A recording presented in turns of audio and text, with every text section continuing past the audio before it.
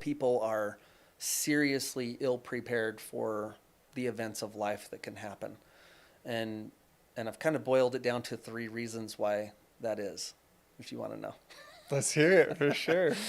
So, so I mean, number one, most people don't think it's going to happen to them, right? That happens to other people.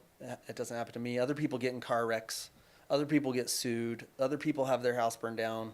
Other people lose their business. Other people lose their jobs. Not me, right?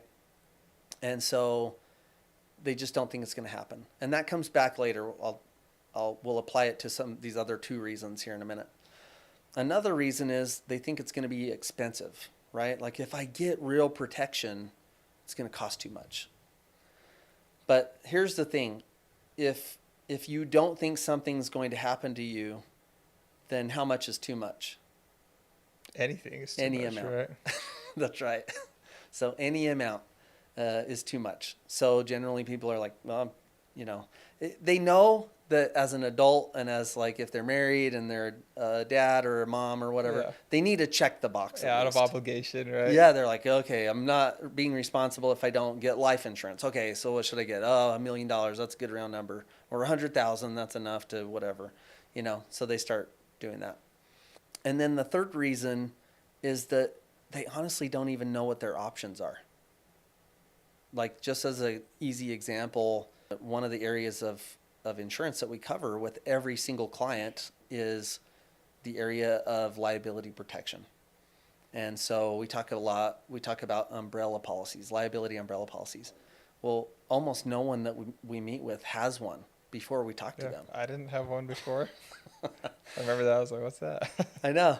And it's so funny because the client that I'm working with will go back to their auto insurance agent, because that's where you buy the umbrella policy. And they'll say, this is what I want to get a quote for this. I think I probably should get this. And 9 times out of 10, their auto insurance agent says, oh, that's a great idea. You should get that for sure. And I'm like, wow, like, how come you didn't bring that up? That was your job as the auto insurance agent to bring that up. But they don't, which kind of brings up a 4th reason, but it's not the reason why people necessarily don't get the proper coverage. It's part of not knowing their options, right? In insurance, what do they sell? Like, what are people really buying?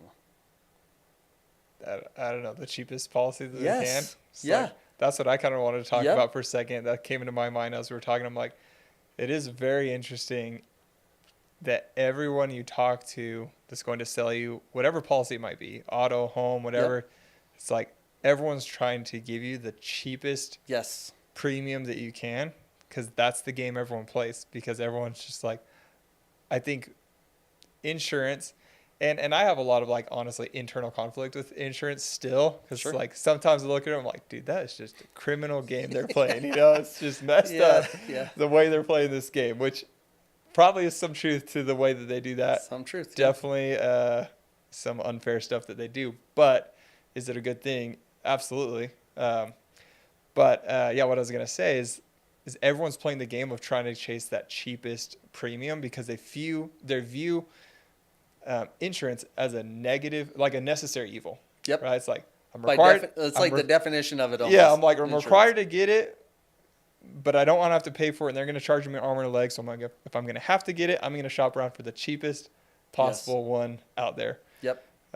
Even when the benefits, they're not comparing benefits, they're only comparing premiums. Right. That's right. Which is interesting. Yeah. So no wonder people hate insurance, right? Because what do they know about it? They know they know the premium. And well, they know the premium. Yeah. They know the premium. They don't know the benefits of it.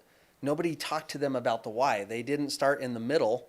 They started on the outside, right? Even the like lowest denominator, which is the premium, right? It's like, okay, well, we're going to start there, and that's how you're going to base your decision. So the insurance world actually shoots itself in the foot, because they do hyper focus on premium, and that's how you're supposed to make the decision. We're the cheapest. We're going to save you all the Geico commercials. Yeah, right? I was about to say Geico. Yeah. We could save you 50% or more on car insurance. but that's a misunderstanding of human nature too, because if if price were the only deciding factor, no one would fly first class, right? No one would get lower bowl tickets to the Jazz game. No one would eat at a nicer restaurant. And no one would have a nicer car, right? But people do. And it's because some things matter more than the price. And so, if I could counsel the entire insurance industry, then I would say stop being so focused on the premium. Let the client decide what's important to them. Explain what the purpose of this is, and then they'll decide. I've never had a client say, "Oh, I don't want an umbrella policy because it's going to cost me $200 more or $300 more per year." I've never had a client say that. In fact, they've said the opposite. "Wow, it's only $300 more." Yeah, I know. I was surprised. I thought when you were first telling me about it, I thought you were going to say per month. I was like, oh, it was like per year. Wow, that's crazy, actually. Mm-hmm. Totally So I've never had a client tell me they're not going to do an umbrella policy because it costs them more money, which proves the point. It's not just about the premium. And I'm not saying people shouldn't pay attention to the premium or that they shouldn't try and get the right kind of deal, but that shouldn't be the primary focus, because at the end of the day, why do you have auto insurance? To protect yourself. Yeah. And so the protection is actually what's most important. And so if you got a policy that cost the best, it was the lowest price, right? But it didn't protect you. You got sued and the auto insurance wrote the check for $25,000 and they were out. And now they're going after your other personal assets. You're not going to be happy with that. Right. It's like, what was the point of paying for it in the Yep. first place, right? Yep. Or you buy homeowners insurance and it doesn't rebuild your whole house when something happens. Or you become disabled and, you only get a tenth of your pre-disability earnings. You're really going to be happy about all that? You're only happy. The cheapest policy is only awesome when nothing happens.